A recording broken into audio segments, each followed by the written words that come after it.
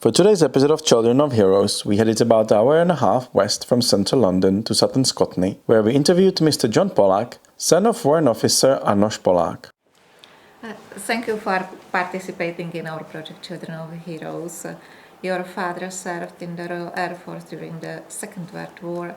He came to the UK on one of the kinder transports. Who organized it and how did he get on the train? Yeah, it was organised by the Quakers. His parents managed to get in touch, and him and his brother came out on the last of the kinder transport trains. His mum and dad were then taken to camps and murdered by the Germans.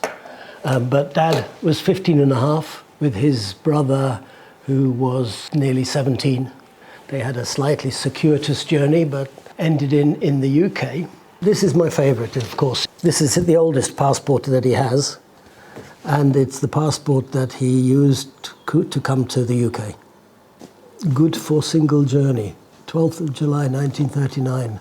He was put to work on a farm, and he worked 2 farms, both in the south of England, until he was old enough to enlist in the Air Force, in the RAF. And his brother Felix Yes. joined the military He joined as soon as they could. As soon as he could. He chose the army. I'm not sure what they call it, but he was like bookkeeping and helping keep the administration of the army. He didn't really want to fight too much. What was his exact role in the Royal Air Force? He wanted to be a pilot because that's the glamour. But for some reason they decided something with his eyesight or something wasn't quite right. So he became a radio operator and a gunner in 311. So he was in the bomber command, mostly in Wellington bombers and later on in Liberators. And he's got a whole pamphlet of all the aeroplanes. He's got every single aeroplane he flew in and the dates that he flew. He always considered himself very lucky in Bomber Command because he only had one sortie over enemy territory, which was terribly dangerous. The rest were Coastal Command. So he got to see a lot of UK. He went all around the UK at various times with the squadron. But even so, 50% of them didn't survive, but he would tell me that it wasn't just enemy fire. They got lost, they flew into mountains, they ran out of petrol, they were children, they were young, his training was fast and they got into trouble. But yeah, there's the standard war medals from the RAF, and then the other 4 are Czech for serving. All related to the Second War. Yeah, when the war finished, he then transferred to the Czech Air Force, and he was still radio operator on planes which were transporting dignitaries. He worked in that capacity for a few years. So you can see he was flying all over Europe. He went out on the town one weekend and came back very, very late in the morning and rather inebriated, and he woke up too late and didn't report for duty for a flight when he should have reported. And they gave him the choice: you have to have a court-martial in the Czech Air Force or you go back to the UK and get demobbed. This was 1946, early 46.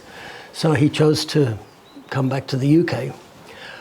But it wasn't as simple as that, because actually, while he was living in Prague, he was living with 4 other guys in a nice flat owned by the parents of one of the other young men. And the mayor of that district was a Russian sympathizer, communist, and the communism was growing at the time. and he wanted the flat. So he just came along and said, okay, I am going to requisition the flat. You have go out. This gave my father the idea that things weren't going to be too clever in the future. Even though it's before the treaties, he could feel the unrest and the different factions. So he wasn't too unhappy about coming to the UK. And turned out he wasn't wrong.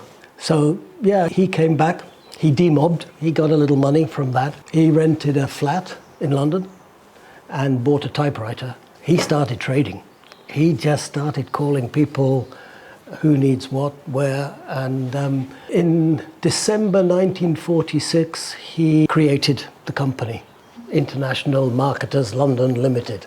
In England you can buy a company name off the shelf at Company's House, and he liked that one. He established 24th of December 1946. He established the company and he started trading. He found a couple of other guys who knew about what you could buy where and where people who wanted it. A lot of war surplus equipment, jeeps and lorries and this kind of equipment. You buy for 50 and you sell for more. and that's how he started his business, yeah. Okay. What I don't know, and I never asked him in time, this is the certificate of naturalization, and I don't know when it changed from Arnošt Polák with 2 L's to Arnošt Polák with 1 L. So we just say he lost an L in the war. I think it was in the RAF that they made the mistake, and he said, okay, then we leave it. He became one of the key figures of Czechoslovak veterans organization. That was, yes. He was a founder member of the FCAFA. He was determined to help, particularly people who had an idea that they have relations in different places or try to put people together. He was very instrumental in some projects, like in Tain in Scotland. One of the bombers of 311 Squadron crashed into the mountain. He was instrumental with a good friend of his, Sandy, and with the air cadets, finding where it crashed and creating a monument to that. In his young days, he was quite Jack the Lad. For example, when he met my mother for the first time, she was introduced to both Felix and my father in a flat in London. My mother's mother was there, and they were it was very proper, very proper. And he tells me that they both really liked the look of this lady, so they went in the back room, tossed a coin who was going to take her out. And my father tossed the coin, and if I know him, it probably had 2 heads. So he was like that. At the age of 70, he decided to work 3 days a week, and then at the age of 75, he stopped completely. Then he did. It's a marvelous book. He calls it. It's a memorial to his parents. As I said before, they were murdered in the camps. Their parents went to Terezin first, and then Siedlice. I don't know how you say it, but in Poland.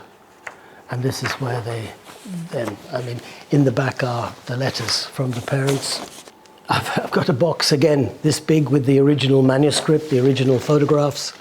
And my aunt on my mother's side, she was English. My mother's brother's wife was English, and she helped him with the grammar. And this is originally the grandparents' tombstone in Prague. And then my father got his parents inscribed. They had no grave. Where is it in Prague? It's the Jewish cemetery. I don't know the district. In the synagogue in the Jewish quarter, my grandparents' names are on the wall there. And Dad's name is on the winged lion, so I'm keen always go back on a regular basis. So there are very few copies, only half a dozen copies like this. The Czech Museum found out about it and said we must read it, and then they said, okay, and they've had it published. You yourself, after university, you worked in Canada? Oh, yes. Traveled all over North America? Yeah. What was the reason for that? I was in Manchester for 3 years, and then I didn't feel I was ready to settle. My father knew a gentleman in Toronto who had a business, And it wasn't so different from the business my father is in. And between them, they could get me a work permit. So I just worked in a factory in Toronto for 5 months. Toronto was a great place for a young man. It was a lot of fun. But I saved and saved and saved the money because I wanted to travel. There was a plumber in the village and he was in financial trouble and he needed to sell his van, but he wanted cash because he doesn't want the accountant to know where it's gone and he can say it was stolen or whatever. So I could pay him cash for the van, and it was just a big red plumber's van, nothing in it. And I put a mattress and a cassette player for music, and I did 14,000 miles, Canada and North America. And the easiest thing with American people, because I learned to go to campsite, because sleeping rough in the woods, and that's dangerous. I didn't like that, it was frightening. And I would go in a campsite and there were big American people, you know, they have the campers, huge campers. I would take a small cup and go and say, "Excuse me, please, do you have some sugar?" In the best English accent. "Oh, gee, guy, where are you from?" And I say, "I'm from England." And then they'd say, "Come and join us," and I would get fed. And so that was, anyway. And so, yeah, I traveled from the East Coast all the way across the north through Canada and America, bit by bit, to the west coast of Canada, up into the Rockies, then from the Rockies down into the middle of America, Kansas, and from Kansas up to the top of northern California, all the way down slowly. In San Diego, I sold the van and bought a plane ticket home. You then decided to join your father's business? Yes. And you are still working there, even after 50 years? 50 years now. Yeah. So, yes, I mean, when I first started, I worked down in the workshop. I learned from the bottom up. Mm-hmm. He said, you have to understand what everybody's doing and why they're doing it, and boom, boom, boom. And then gradually, I did a bit of selling. He sent me out, go and do some selling and do this. And then he started to teach me administration, step by step. And yeah, it's a dynamic business. It's interesting. It's not worldly business in those days, but it was always fun to do. And in its heyday, we had 4 places, one around the UK, the South head office, Midlands, Newcastle and Scotland. 60 people. In the end, in 2005, I sold the majority of the business. I kept the name. I didn't sell the business, asset sale, to a competitor because it was getting more and more competitive for various reasons. There was no fun in it. Margins were too low. So I said to the guy, okay, you want me out? I come out, but it'll cost you some money. You have also been involved in a charity work? Yeah, there is 4-acre area down the road, which was given to the community by a chap called Lord Rank. I don't know, it was a filmmaker, the Rank Studios and Rank, anyway, but he lived here. And he gave this to the community. And then he said, you mustn't be run by the parish council, it has to be a special trust. So there was something called the Grattan Trust. But the area was a ruin. The grass was never cut. And I was talking with other friends, and we said that this needs to be improved. This is crazy. So the existing chairman of the Grattan Trust wanted out. So I said, okay, I'm going to do it. We got a grant from the parish council, a small grant. But we had to do a lot of fundraising. So we created that every year now there is a music concert. And you know Glastonbury? Yeah.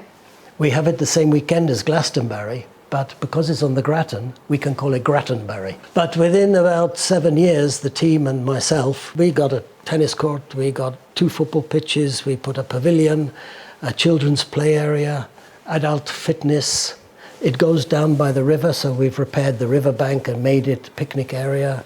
There is the Queen's Award for Voluntary Service, and the Lord Lieutenant of Hampshire, he awarded us on the Grattan the Queen's Award for Voluntary Service, it's the group equivalent of an MBE, apparently. After 10 years, I resigned from that.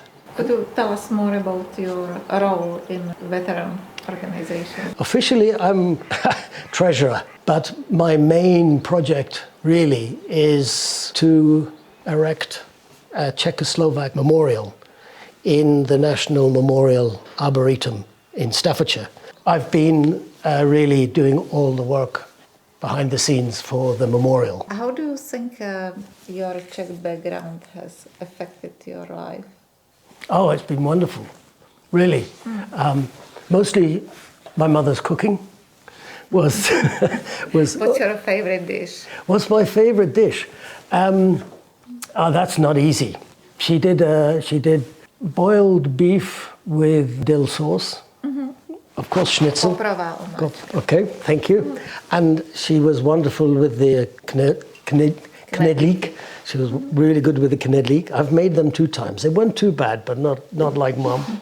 And she made a wonderful goulash, and we ate a lot of European food. I loved, even though I didn't know what was happening, listening to my parents with their friends. They talk half Czech, half English, half this, half that, and they were very cosmopolitan. They travelled, skied together, they did a lot of things. So I loved that side of the heritage. I'm English. I have an English passport. I was brought up and schooled in this country. But my parents and their heritage from Prague and their culture and music, love of music, they've passed it all on. And I know this isn't unique to the Czech heritage, but for me it is. I think the generation is the most resilient generation I've ever known. It's only when I start to look back on what trouble I was for my father that I realize how tolerant he was. He had a motto. He used to say, I've had a good life.